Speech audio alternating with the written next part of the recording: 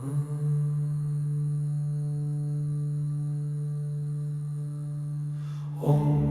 Namah Shivaya, Namah Shivaya, Namah Shivaya, Namah Shivaya.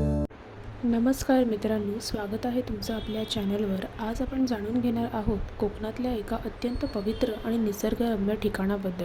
ते म्हणजे श्री मार्लेश्वर मंदिर, जे भगवान शंकरांना अर्पण केलेलं आहे. श्री मार्लेश्वर मंदिर हे महाराष्ट्रातील रत्नागिरी जिल्ह्यात संगमेश्वर तालुक्यात वसलेले आहे.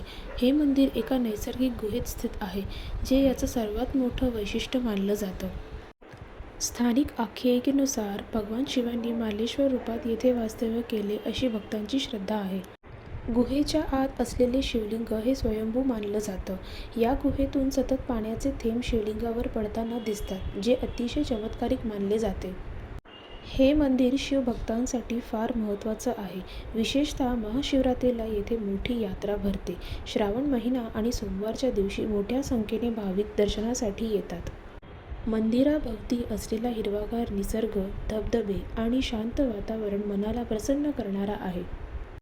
जर तुम्ही तुमच्या कारने येत असाल तर रत्नागिरी संगमेश्वर देवरुख मार्गे मार्लेश्वरला येता येतं. रत्नागिरीपासून साधारण 60 किलोमीटर अंतर आहे.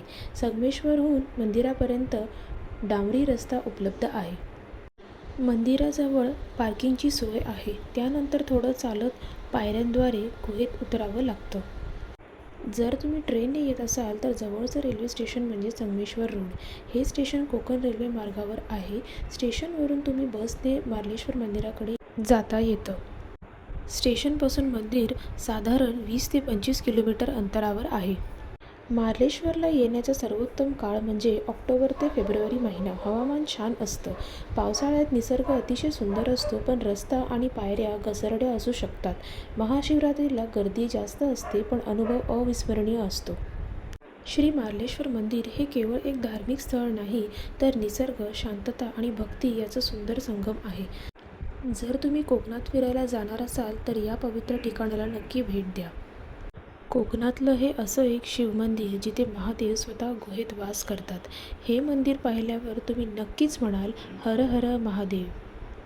या पवित्र गुहेत आजही महादेवांचा वास आहे, जिथे श्रद्धा आपोआप नतमस्तक होते. श्री मार्लेश्वर यांच्या चरणी नमन.